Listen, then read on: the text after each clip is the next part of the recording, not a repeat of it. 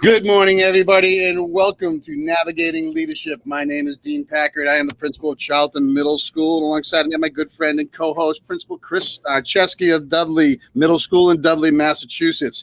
We are on Navigating Leadership number 13, and today's topic is one that I think is really important to a lot of leaders out there across the country, and what's next in the classroom to help students become successful. You know, we get really excited about an opportunity to bring educational leaders together to be able to discuss topics that really are germane to what we're trying to work through as principals. So, hey, with that being said, good morning, everybody, and welcome. Chris, over to you, my friend. Great to see you, and great to see all of our guests this morning. Hey, good morning, Dean. Hello, Eric, Josh, and Joe. It's great to be with you on a Saturday morning. You know, up here in the Northeast, we're coming off a holiday break, a week of vacation, and we know that the future holds still some elements of survival, and we don't have the answers to what the real future holds in terms of, you know, shifts and shakes that we're going to have to be able to take as we move down this road. You know, we've talked here on the show about not referring to what we are gravitating towards to the new normal. This is the normal, right, Josh? And we want to be prepared for all that the future is going to hold for education. And while we don't have the answers, we have some thoughts, and we've got a great panel today, Dean. That's for sure, between you, me, Eric, Josh, and Joe, talking about what could be and how we possibly can get there. Yeah, well, you know, Josh and Joe are staples, and we want to thank Dr. Erik Youngman for joining us today. Dr. Youngman comes to us with a background in curriculum and a real deep understanding of, you know, how a district needs to move forward. You know, as principals, we have our focus that is building based, and we've got a lot of things. But, you know, when you really have an opportunity to bring in somebody with a rich pedigree in curriculum and understanding, it's always great. So good morning, Dr. Youngman. Nice to have you with us this morning. Thank you for having me. I look forward to the conversation. It's nice because I'm looking at it as a district leader, but again, understanding what my three daughters are going through, what my wife, who's a teacher. So really, you have to understand all those perspectives. And again, trying to learn from other great presenters out there and what school districts are doing, we have to learn together. So thanks for having me. Sounds great. Joe, welcome back, my friend. Josh, Joe, how are you, man? Good to see you. Doing good, guys. Looking forward to it. Outstanding. Josh. Great over here in North Texas. Greetings to everybody. Let's get going. I love it. All right. Well, why don't we take a look at this and toss this around the room? First and foremost, you know, we're coming to the mid-year point for all of us in schools. And, you know, I, as a principal, I'm looking at the kids who are not there yet sheet. I don't want to call it a failure sheet because I don't believe in failures. And sometimes I get a little bit just caught up in saying, okay, why do we have so many kids disengaged and what do we need to do differently next? So let's take a look kind of district by district. And let's start off with Erik. And in regards to your district, how are you helping your educators become more proficient with tools and understanding to make a shift, to be able to start thinking differently, to help understand what success for students is like? I mean, I think where you started the question, I think the focus needs to continue to be meet every student where they're at to help them grow. We can talk about learning loss. We can talk about can things get better, but where is every learner? How can we make them better? I think that's all the focus. I don't really need to say anything more. That has to be the focus. Our school district has shifted a couple of times. We were in remote, and now 75% of our students are in person, but now we're trying to increase that amount of time they are in person. But to do that, you have to look at different variables of being like concurrent teaching. What can you do with small group to differentiate? But again, if you can still focus on that student, you need to build that relationship and understand what they are, what they need, how they're progressing, and truly meet them where they're at. What can we do to support teachers? Again, I think it's examples of pedagogy, examples of scenarios. If you can set a template for what concurrent teaching could look like, where you have that opening meeting, you have a group lesson, and then from there you do the independent and differentiation and allow you to check in with those students who are in person or virtual. I think that's the key. And with just like you're teaching a student, how can you give the teacher's choice? You can provide some direction, but at the same time, gather feedback from them, let them choose some of the tools that are beneficial, and let's focus on 3 to 5 good tools. There's so many tools out there, but if you spread yourself too thin and aren't adequate at all of those tools, I think it's really best just to focus on a couple of tools. And then with that PD, how can you differentiate that? If you can notice some people who are teacher leaders that they can lead some of that, or how can we push them as we're giving the basics to the others? So again, I really think it's focusing on helping each student grow, but at the same time, how can we provide assistance to the professionals that continue to pivot in what we're asking them to do as well? Josh, why don't you kick that down over to you? I believe that right now it's crucial that our chair is always visible, providing that support with our team members in between transition classes, and then have those conversations on how each individual student is. How is your class doing first period? How is second period doing? Check in with them, and then we follow up with that, letting them know that they're not beholden to 100% of the interaction. What do I mean by that? Hey, Josh has not shown up. His camera's not on. Okay, you meet Josh's name. Have you called the parent? Yes. They don't speak English. Got it. I'll call. I'll speak in Spanish. Boom. I'll call the parent. I'll let them know. Let them know. Hey, I talked to Josh's mom. Josh is gonna be there. They need to totally right now know that we're behind them, because you know what? I say this always for kids, but it's the same thing for adults. Adults don't care how much you know until they know how much you care, and they carry this burden right now. They carry this burden across the United States, where people are demeaning our profession, demeaning teachers, that they don't care about kids. And, you know, that's an added stress. So it's our job to make sure that we connect with them. And then the final part, and, you know, believe it or not, to me at this point right now, it's the 4 questions and instructional rounds are crucial, because I see people in each classroom killing it. And I see some that are really behind. That's why within the next 6 or 7 days, we're going to start doing instructional rounds, because I want them to see each other. That's the crucial part. But then we need to create that culture of support. Joe? No, absolutely. I think Erik hit it really, really good on making sure that we simplify the approaches that we're utilizing, and or bring them down to the ones that we can truly, truly concentrate on and really make effective. Because if they're not effective, it doesn't matter. And right now, with the buffet of all the different technology and programming for student engagement, we're really throwing a lot of resources, but we're getting resource deep. And, you know, that's where we start losing that pedagogy, deep thought, and all those pieces that come along with it. We're losing the instructional delivery piece because we're so focused on these platforms to get the students engaged. Same thing, right, with Josh, it adds right into it that we have to make sure that our teachers are handling the business that they can. The businesses that they can't handle, or that are out of their control, in just regard to the students who are not engaging online, that's where the principals, administration, and your guidance have to step in and get those students back in the game. Really, what we've got to really take a look at too, moving down the road, is what this needs to look like in terms of the experience for the kids, and to make sure that they're having a successful approach. If you start from the kids, you really are going to get a much better understanding of what it needs to look like. And we went to Windows 10, 15, 20 years ago, but our thought process hasn't gotten there yet. So we're going to continue falling behind. So we really need to take a step back and think about that. And I think that even from the simplistic infrastructure of 50 to 55-minute classes and how those look like, we probably need to take a look at that too, and maybe have the kids doing 2 or 3 rotations through each class a day, so that they can constantly come in, come out, come in, come out, and really try to get that focus. Because right now, we're going to lose their attention after much time of talking and standing in front and standing and deliver. And you can't ask teachers to do that much. That's a lot of work to do. So understanding what their role is, the kids, the students, and how we can make that better, I think that's our best bet. Reimagining schools. Yeah, you know, everything that was hit upon, it came down to me for simplification. I love the word simplify. And I do think what Joe just kind of honed in on is really going to be key.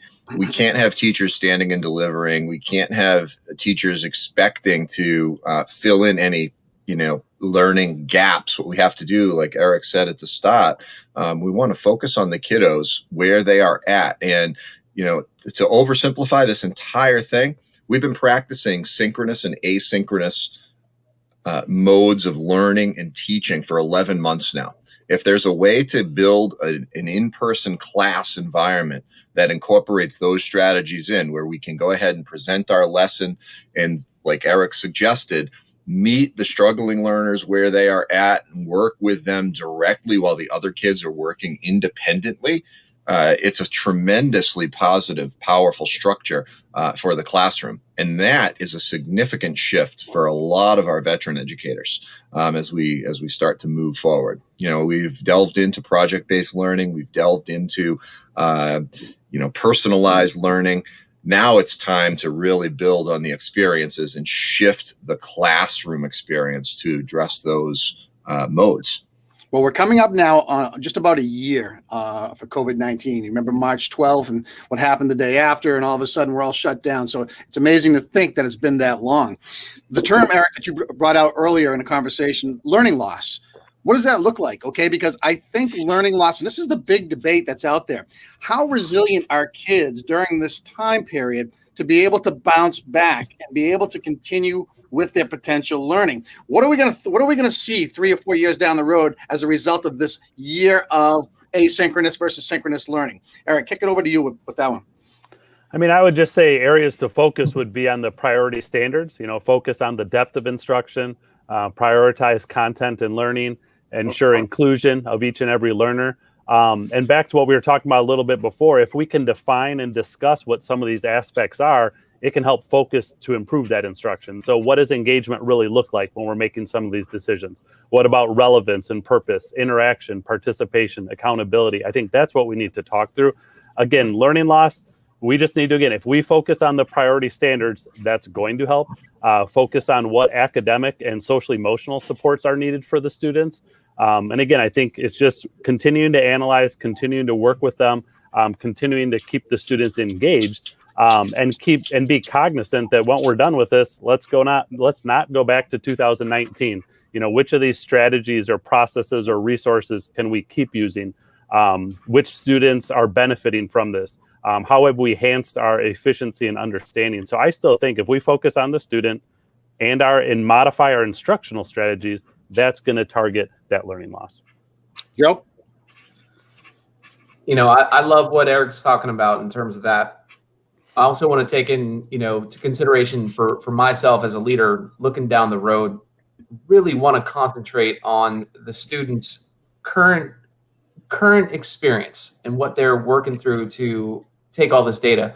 When we say the word learning loss, I don't think they're losing. I think it's more or less there's a gap in terms of what they were supposed to get in that year's worth of growth. And now that gap may be getting bigger.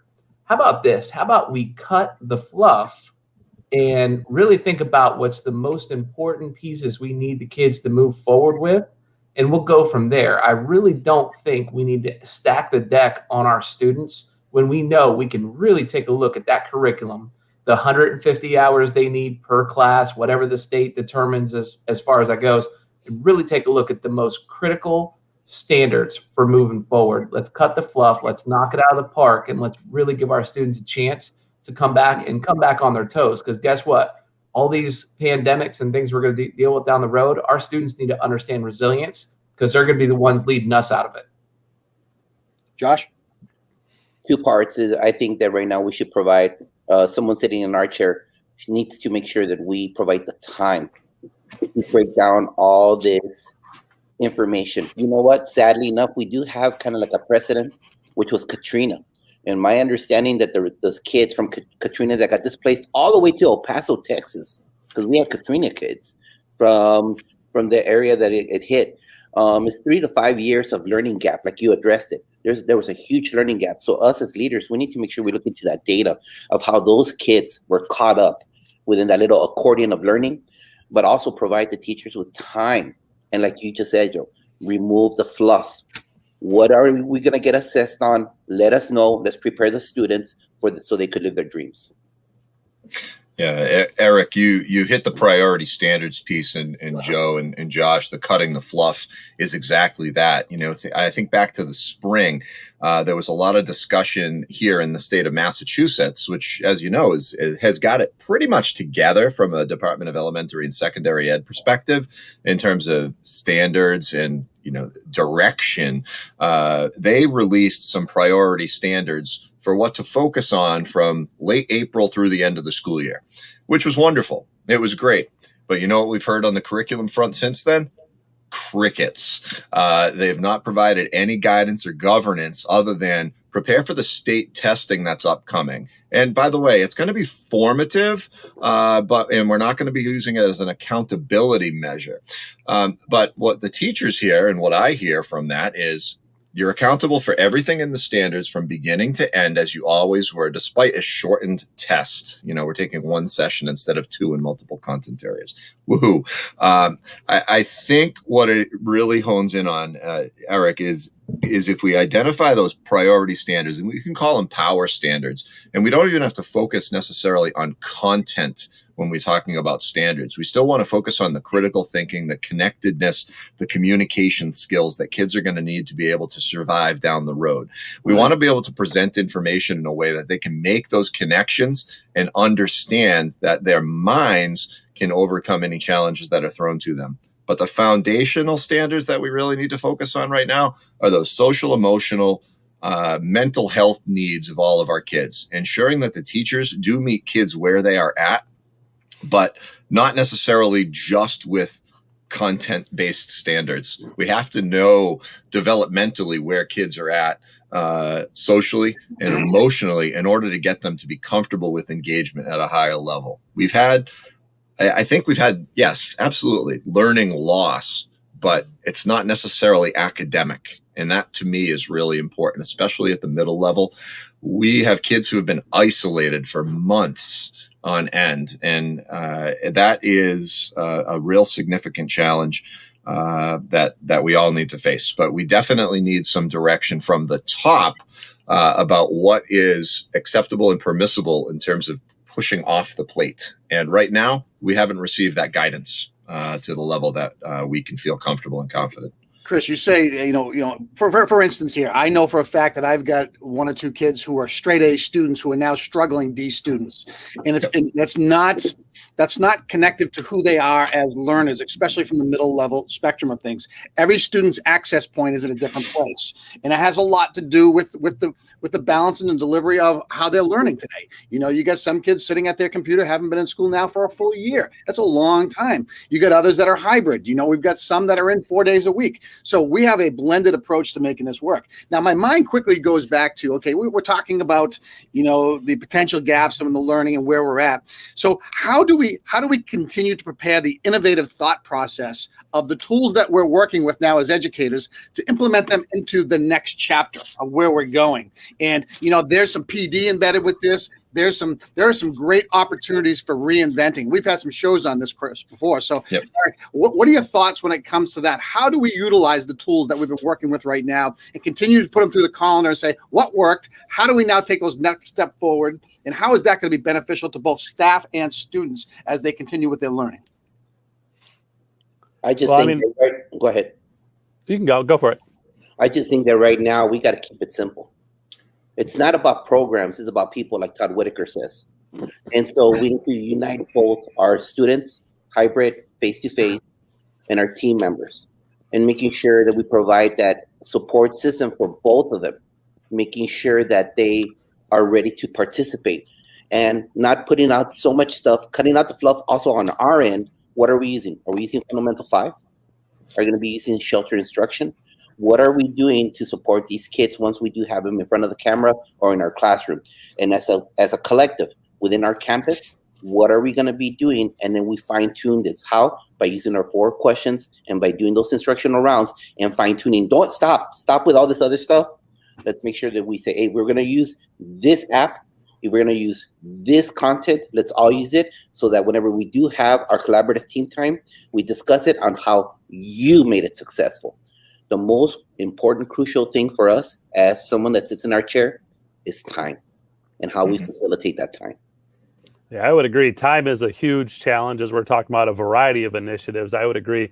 I also like what Chris talked about regarding skills, because we in our district, we focus on the applications of learning, where we're focusing on communication, problem solving, communication, and those skills are critical. So we have to continue with that.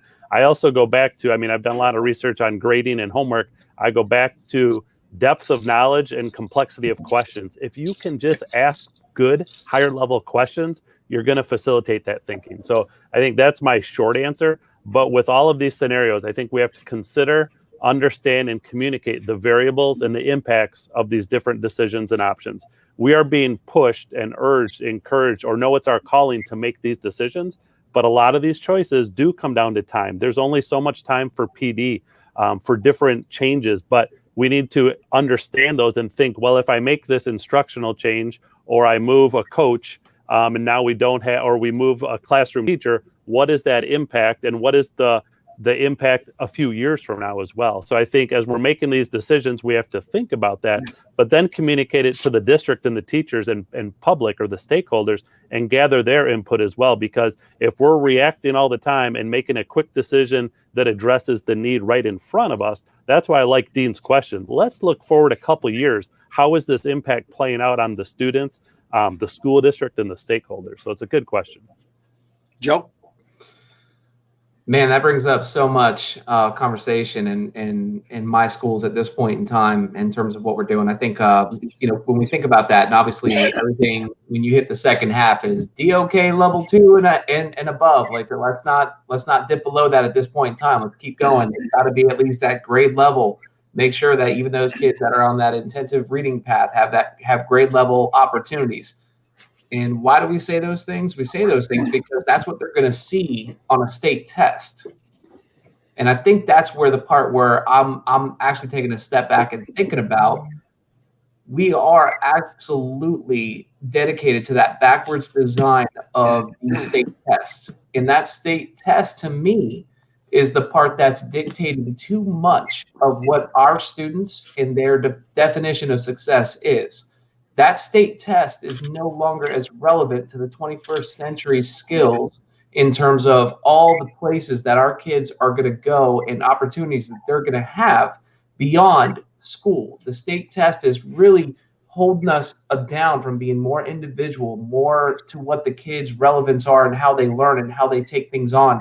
Where is the independent opportunities for our students to thrust through certain skills and keep going and not be held back to a scope and sequence where they are working in skills to which they are not necessarily strong in, because how much of that is relevant to what they really want to do in life? And so I'm really taking a step on those pieces to look at it, that let's cut the fluff. Let's really think about those nitty-gritty skills, social-wise, down the road, the mathematics pieces, the communication part that's going to be important for them, and really engage more into what they're interested in. And obviously jump on board on that 110%. But I don't want to go in a whole craziness. I just want to make sure, you guys caught me on that piece. I'm a backwards design guy. I love getting a box from somewhere that already has the directions right on it and says how easy it is. So I know I don't have to open it and read a whole book. Once I see the whole book, it's like, oh no. Think about how our kids feel. Well, you're not alone with the accountability piece, and I think that we all share that. But being in public education is always going to be that little Damocles over your head of validation of funds being spent. So no matter how we shape it, there's going to be some measurement. But I love the fact you're talking about the whole child entry points, 21st century, what's going to happen next. That test is not a true barometer of someone's overall success. But, we still have to be cognizant of the fact and make sure it's embedded in everything that we do in some capacity. Like it, leave it, whatever. That's the profession that we chose to be in. Chris, I'm sorry, you ready to go? Yeah, no, I think as I'm thinking back to the lead-in question for this segment, Dean, we're talking about reimagining and redefining, which is all fine and good, but there needs to be courageous leadership in order to allow us to do that. I guess, when I'm thinking back to what's the general public's understanding of teaching and learning, it's very rudimentary and traditional. The kids come into the classroom and teachers present material, kids engage with the material and hopefully learn something, and then they move on, and it's one and done in a lot of ways. That's not what teaching and learning is about now, and it hasn't been for quite a number of years, but the general perception is that it is that. We still need to work on shifting that, and now is a great opportunity to be able to get out in front, let folks know the practices that work, let folks know the assessment strategies and the opportunities that we have for kids to express their understanding, how different that has become. So that way moms and dads out there can really understand that, yeah, we're going to have your kiddos from 8 a.m. until 2:30. But what we're doing during that time looks very different than it has in the past. And here's how we're getting the kids to engage in the content. And here's how we're assessing them. And here's how they're being prepared for the future. We need to do a better job at the PR perspective of what teachers are doing in the classrooms, collectively. This isn't just a local district or an individual school conversation. This is much bigger. Much like medical practices have changed, we see all the time, commercials on television about new practices in treatments, new practices in medication regimes to treat common diseases. We don't do any of that with teaching. It's non-existent. So if we can come up with some way to shape and share what is going on in the classrooms now that is different than in the past, I think folks will have more of an understanding and more trust in what it is that we as educators are trying to accomplish and trying to do. Again, I kind of went off the rails a little bit there, but I think it comes down to just pumping the brakes on holding to traditional and moving forward with best practice and letting folks know what we're doing. Chris, I think we're taking a little lead with that, doing shows like we are here with personalities who understand it and getting out in front and just sharing dialogue about what's good. Erik, I'm not going to let you get away without going down this road, okay? 12 Characteristics of Deliberate Homework, okay? The book that you had written. It's an amazing book. I've had a chance to go through it.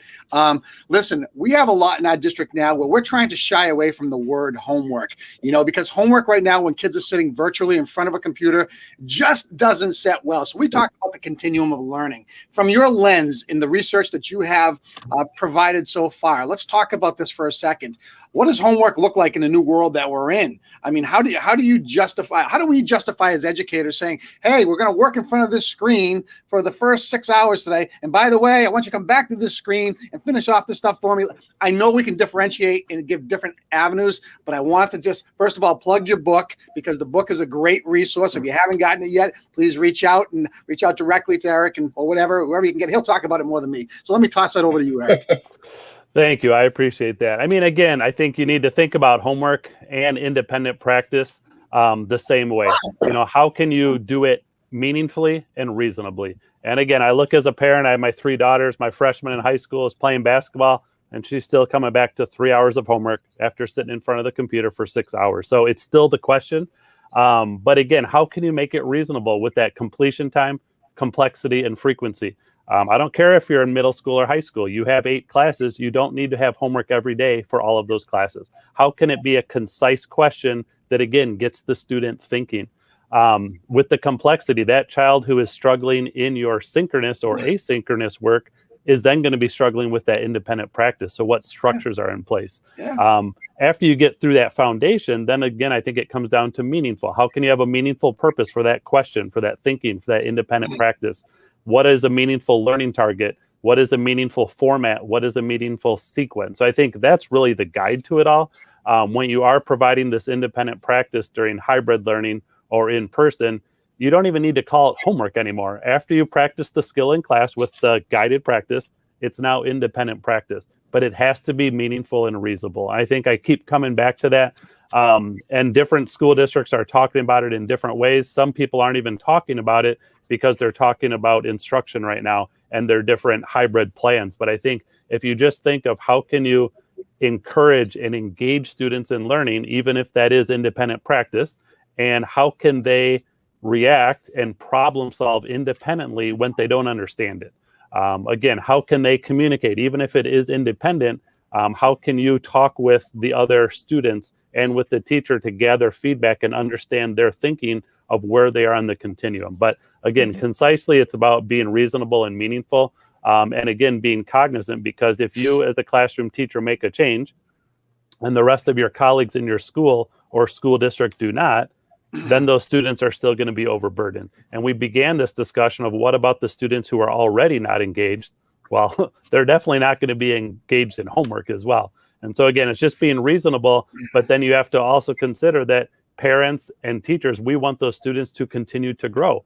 So if it's not independent practice, how can you make the lesson meaningful? How can you plan and provide opportunities during the learning situation that maybe you have less or no homework. So there's a variety of ways to go with it, but really it needs to be meaningful and reasonable, independent practice after you have some great targeted instruction. Pick up the book. There's stuff in there that'll help you. I'm telling you right now, it's a good thing. Hey, Joe, kick it down to you. Before you assign it, put a value on it. I try to talk to my teachers about that. What is the purpose for sending it home, and how is it going to, come back to the classroom and be valuable in terms of your ability to work with the kids and take them to the next step? So I agree 100% with what Eric's saying, that there should be many steps and considerations taken before we consider sending the students home to engage in an activity in terms of what's going to make them a stronger student and or a stronger human being. So I agree 110%. And that's why I always ask the teachers to reflect upon why they're sending it home. Is it a check on the teacher's checklist, or is it going to be something that the students are going to be able to have in the value pocket down the road? Yeah. Josh? Just what's the purpose of the assignment? Why are we giving this? And what's the purpose of 10 versus 5 questions? And if they don't show here it comes, I'm about to step on some toes. If they don't show their work, if they showed you during classroom time that they know how to work it out, that's where you have those relationships with the kids. So don't get caught up on whether or not you show the work. If you understand that the kid can answer the math questions, don't get caught up on that stuff, because that's part of getting rid of the fluff. So it's not only people in our chair, it's not only central office, but it's also within the classroom instruction. Get rid of the fluff. What's the scope of our assignment? Why are we giving these 10 questions? Why are we giving these 5 questions? And that will remove a burden that a lot of team members in the classroom have. Pretty simple, isn't it? Yeah, simple. The idea of homework, I think I figured some of this out as a math teacher years ago. I beat my head against the wall assign a problem set. This is back in like 2000. All right, guys, we're going to be doing problems 1 through 43. Be sure to show all of your work on numbers 1 through 17 and answer the word problems in complete sentences. And you know what my kids in the city of Worcester would do? They wouldn't do the homework. And you know what I would do? I would get aggravated and I'd get angry. I'd get angry at them. I'd get angry at myself. And then I would put more on them because it was the right thing to do to teach them, guess what? The R word, responsibility, right? No. So shifting thinking into the identify what's important, making it reasonable and meaningful. Yeah, oversimplified without a doubt. I think that's key. But more importantly, you want to give each kiddo what they actually need. If there is a need for additional practice, a student with a learning ability that requires, consistent practice over time, that's fine.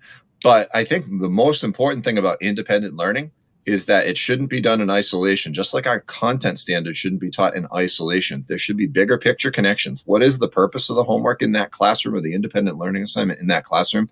And how do those independent learning assignments connect down the road? Are we building towards something special? Are we asking kids to use their critical thinking skills, their communication strategies, their creativity on these assignments? Or are we asking them to just isolate skills-based practice, on a nightly or weekly basis?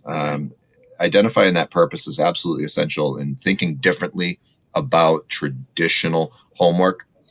It needs to be tackled, because I can tell you, and Eric, I've got 3 kids, one in high school, one in middle school, one in elementary school, and they are all in that same boat. They've got some assignments that the assignment doesn't make sense. But some of the assignments, because some of the teachers really understand, wow, these are really high power, high leverage activities. And they're actually practicing real world skills. Like, we were out sledding the other day, and my daughter, who's in a couple of AP classes, she's in the back seat of the car with her phone out on the ride home, talking with her friends about a group project that they have, and listening to her express what it is that she's engaging in. It's like powerful. It's like it's like what we're doing right now. She's actually doing this for her learning. Great. That's independent learning. Sitting down and doing a problem set and showing your work, Josh, I agree. Toss it out. Hey, well, listen, this is what we're all looking at, this shift. And okay, and the shift is essential for all of us, no matter you're in leadership or in a classroom, if you're a parent, it doesn't really matter. The shift is happening and it's real. So we all have to talk to our staff about making it okay to allow the shift to happen. We're going to go backwards around the horn here. We're going to end with Erik, but we're going to go down to Josh. Josh, the question is simple. How do you talk to your staff about, again, letting them know it's okay to shift their mindset and to begin to look at things differently? Because that's the only way we're going to get to the end of the game here. Okay. We have new tools. We have new opportunities. Now it's okay to take those risks. Take it around the horn. Let's go. I'd just like to say is that all our team members are in year one again. Last year, they were in year one with all the kids at home. Doesn't matter if they were in the classroom for 30 years. They were year one. This year, they're in year one again. Their baseline year, because now you've got remote, depending on what part of the country you are, and face-to-face. So they had to readjust all their pedagogy from last year to this year. So right now, it's just one of those things where let's fine-tune our skills. Know that I'm there for you. I got your back. Get the kids back. Get the parents back. Let's work together. Cut out the fluff. I love that. That should be the hashtag for this episode. Cut out the fluff, and let's make sure that we're there for the kids. Let's make sure that we connect with them because we know there's going to be that gap. They've had that gap since last year. So what are we doing to work as a collaborative team, as a campus PLC, to make sure that we support the kids? So for me right now, it's that. And always being there with them. Are you okay? Sending text. Are you guys okay? You guys are doing great. You know, always validating because they keep on doubting themselves because this is their year one. Yeah. This is their year one, and they need to know that they have that person behind them. The worst thing that our chair could do right now is leave them alone. Yep. That's the worst thing that we could do, is not provide them with both emotional. SEL is not only kids. Teachers. Think about that. Think about that history teacher. I'm a history teacher, so I'm picking up my content. Think about that 28-year history teacher, U.S. history, that had to go all of a sudden to Canvas. Had to all of a sudden go into a online platform. How do you think they feel? Mm-hmm. They feel useless. My word. I'm just saying my word. I have no other word to use. I'm not trying to offend anybody, but because I've heard that used on me, I feel useless. I feel I can't help kids.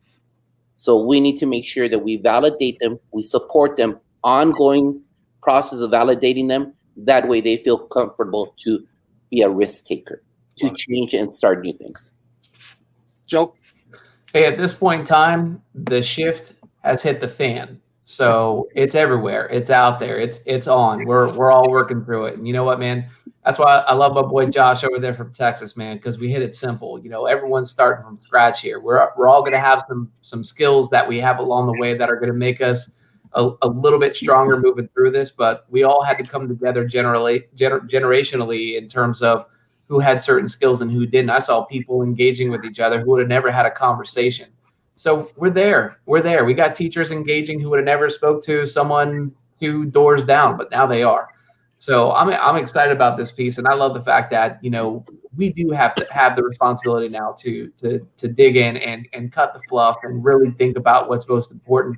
And to be honest with you, I mean, I think to me these are a lot more exciting times than people are going to realize. We are going to vacate things that just don't make sense, and I'm hoping we bring a little bit more common sense to this industry. And when we reflect back on it, we're going to think about, man, we used to do that. Can you believe that? So I'm looking forward to it, man. I'm staying as positive as possible and hoping that we will continue to get better at what we're doing. I truly think we already have. Love it. Good stuff. Chris? Man, you know, again, short and sweet, continue to support and expand the comfort level of teachers to be able to take those risks. And, you know, just to use the words of the Mandalorian, stress, this is the way. I mean, that's it. You know, we're in it together, and, you know, this is how we do business now. This is the direction we are headed, and hop onto the sled and get on the front. I'm pulling and pushing at the same time. That's our job as leaders, and ensure that they're not going to get it right. No big deal. There's no penalty, but we have to try. We have to continue to move. Dr. Youngman, take us home. Yeah, Josh, John, and Chris had some great points. I think this is a challenging time, but it definitely is an opportunity. Again, I think as administrators and leaders, we need to define the purpose and areas of focus. We need to create time to collaborate. Time has been discussed as a big challenge.